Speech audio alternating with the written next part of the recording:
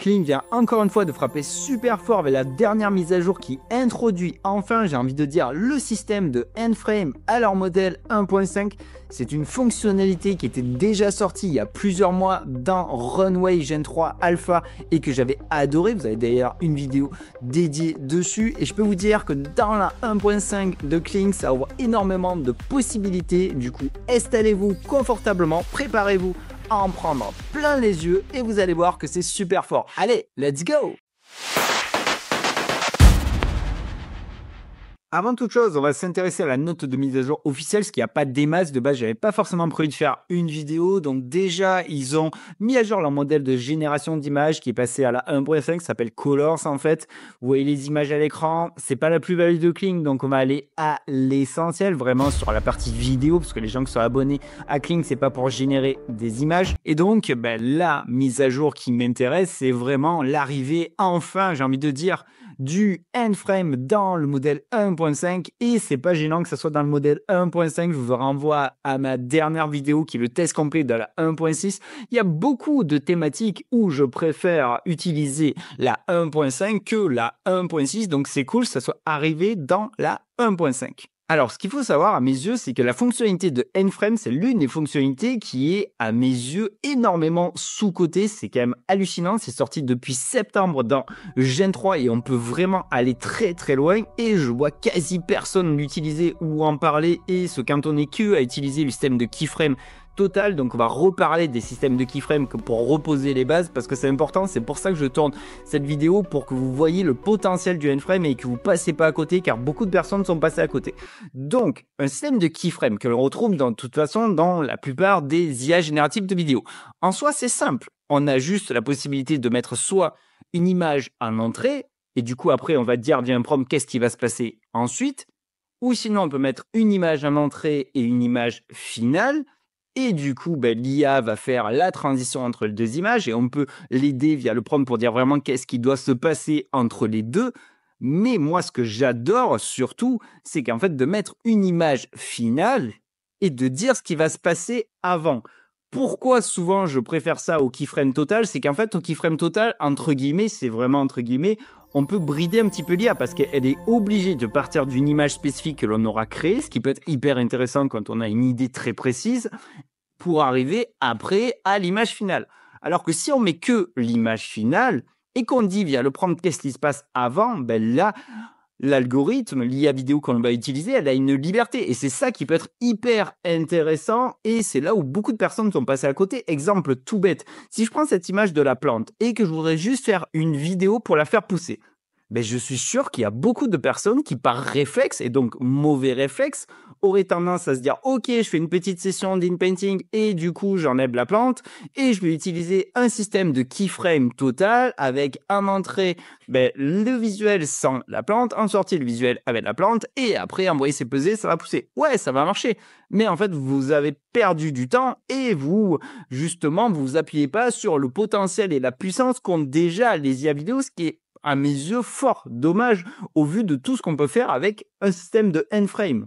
D'ailleurs, exemple concret avec justement cette image de la fleur bleue, donc du moment que vous avez importé une image, vous pourrez lui dire qu'elle soit ou en début de frame ou en N-Frame et importer aussi une autre image si vous voulez faire le keyframe total. Et là, quand on regarde l'exemple, le prompt est très simple. J'ai juste dit que c'était une jeune pousse verte qui était dans un paysage d'hiver, que la neige tombait lentement, qu'il y avait une légère brise et que la fleur s'ouvrait lentement. En soi, rien de compliqué. Il suffit juste d'imaginer, d'utiliser son cerveau pour se dire « Ok, qu'est-ce qui peut se passer avant ?» et de faire confiance au potentiel et à la puissance des IA. Donc, tout n'est pas forcément faisable, mais on a quand même pas mal de possibilités.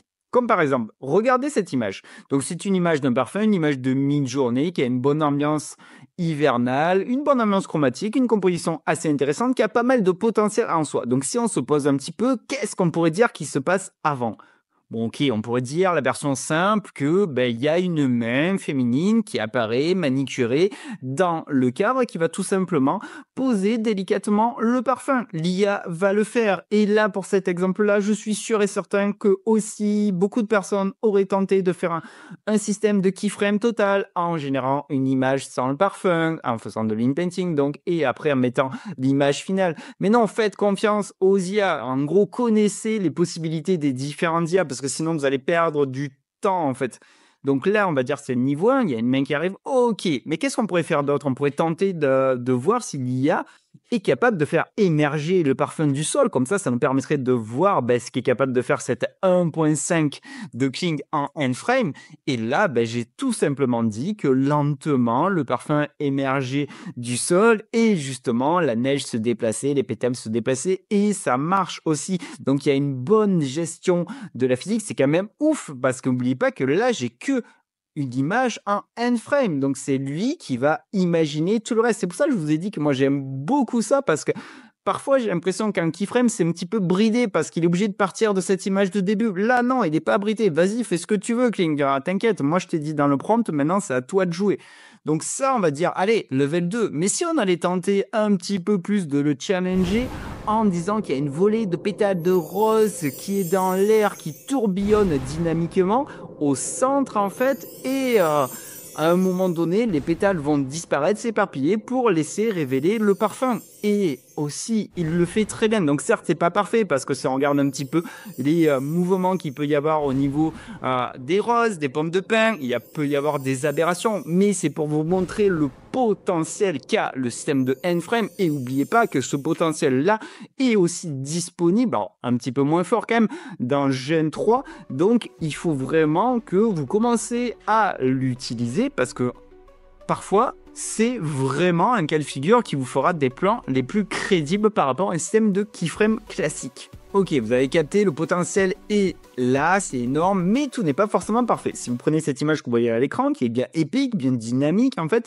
là, vous pouvez avoir les bugs classiques que l'on a avec les IA vidéo, en fait, où Kling va avoir du mal à garder la consistance de l'objet. Il peut y avoir du morphing, des artefacts. Donc, c'est vraiment la thématique où j'ai trouvé qu'il avait le plus de faiblesse quand on commence à un peu trop triper avec justement une image qui serait complexe et qu'on combine aussi avec des mouvements de caméra, parfois il peut avoir du mal, donc ou changer l'image ou faire des tests avec le prompt, mais en soi, on peut quand même aller très très loin. Moi, ce que j'affectionne le plus, c'est vraiment l'utiliser en mode VFX, motion design pour faire apparaître tout type d'éléments. Et je dis bien éléments, ça peut être des véhicules, ça peut être des objets. Ça peut aussi être des apparitions et des motion design pour des logos, bien que le keyframe marchera aussi très bien pour des logos, mais que j'adore combiner en fait le système de end-frame pour utiliser des VFX en fait d'apparition. Et je trouve que c'est là où il y a la plus-value par rapport à un système de keyframe total. Donc vous me direz ce que vous en pensez dans les commentaires. Est-ce que vous étiez un utilisateur du end-frame? Parce que comme je dis, c'est vieux, hein, c'est sorti dans Gen 3 depuis septembre et je sais qu'il y a peu de personnes qui l'ont utilisé.